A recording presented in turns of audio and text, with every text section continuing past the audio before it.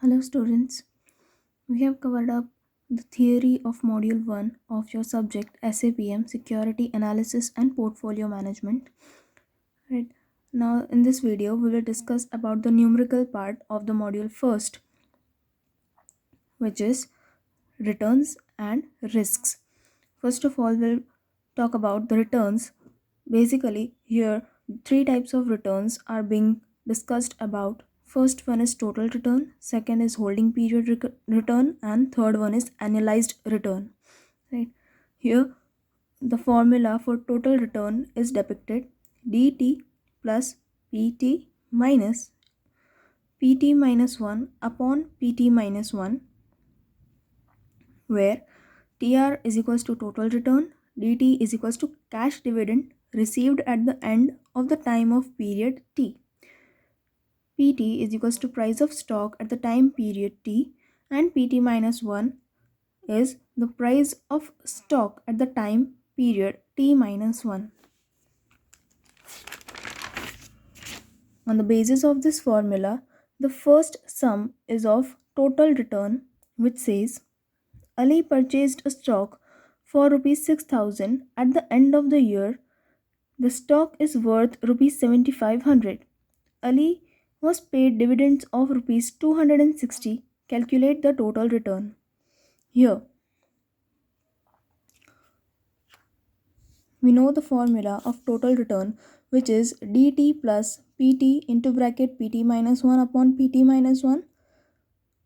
Right, dt is what? Dividend. Here the dividend is given rupees 260. Right, then pt, price of the stock at the given time period. At the given time period, or the basic value of the stock, is 7,500. Right, pt minus 1 6,000, same pt minus 1 6,000 again. Solving this equation, we will get 0.293. We have to convert it into percentage, as it is the answer of return. Whenever the term return is given, we have to find the answer in percentage. That's why here it is 29.3 percentage. Second question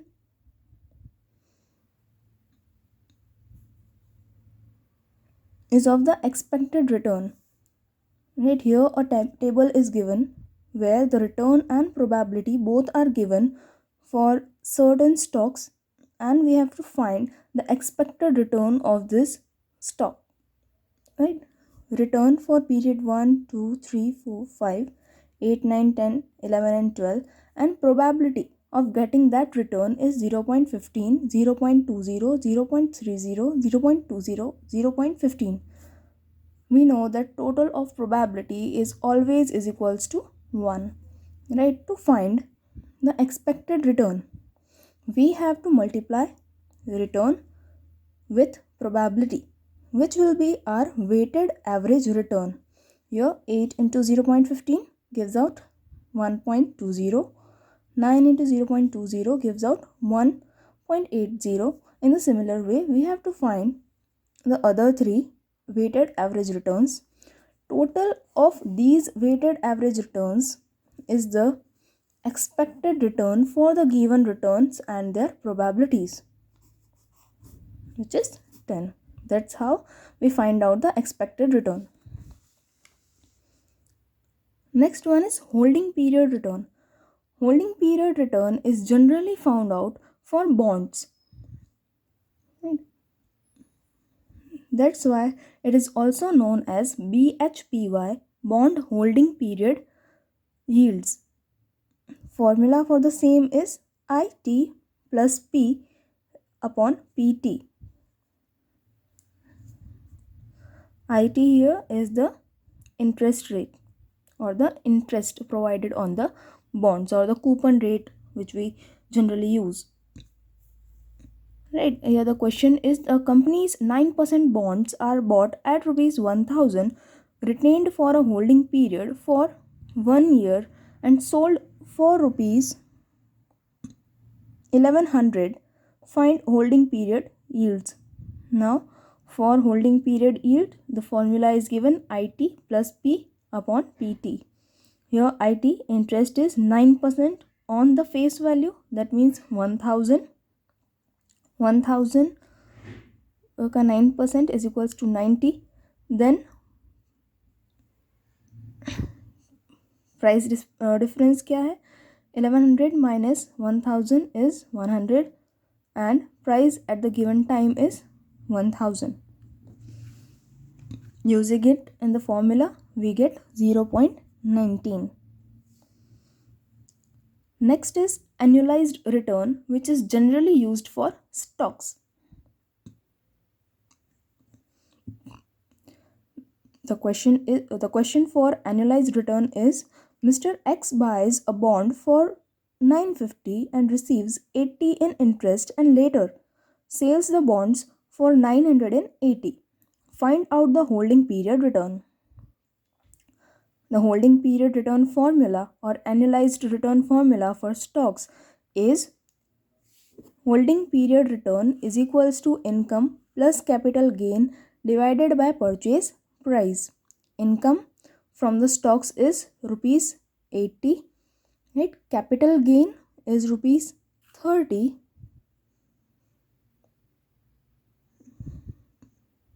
How did we find out the capital gain? Here it was 950 investment, and by selling it he received rupees 980. So the difference between 950 and 980 is 30. Divided by purchase price, yes, we have got that 950 rupees. Then 80 plus 30 divided by 950 gives out 11.58%. That's the annualized return for Mr. X's stocks or bond.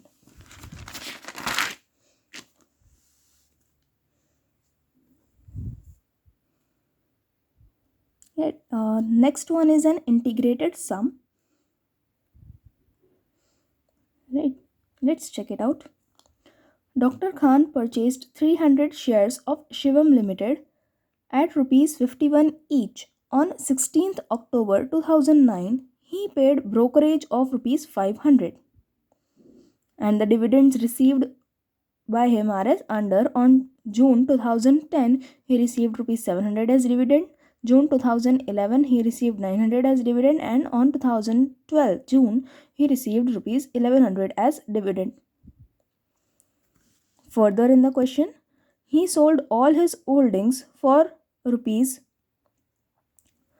24,500 net on 16th October 2012. What is the holding period return? Second, what is the annualized return? And we have to comment that if the Dr. Khan is a good investor or not. Solving out the question, we have to do some basic calculations. Let's check out his purchases.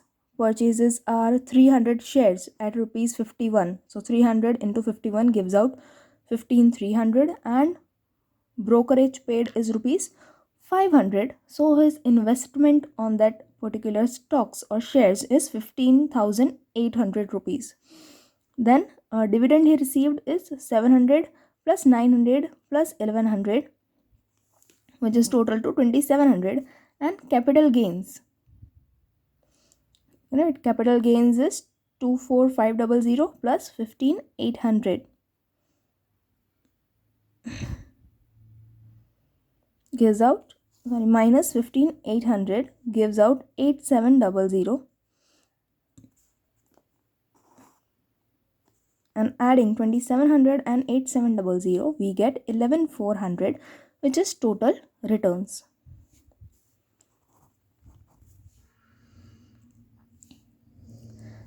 Right, now moving ahead, first one we have to find out holding period return. So the formula for the holding period return, then alternate formula for holding period return is total returns divided by total investment into 100. Total returns are 11,400 and total investment was 15,800 into 100 gives out 72.15%. For annualized return, we have to divide the holding period return upon number of years, right? So 72.15 divided by n is equals to number of years, that is 3, gives out 24.005 percentage. Right? This was the portion of returns. The numerical part for the returns is been completed.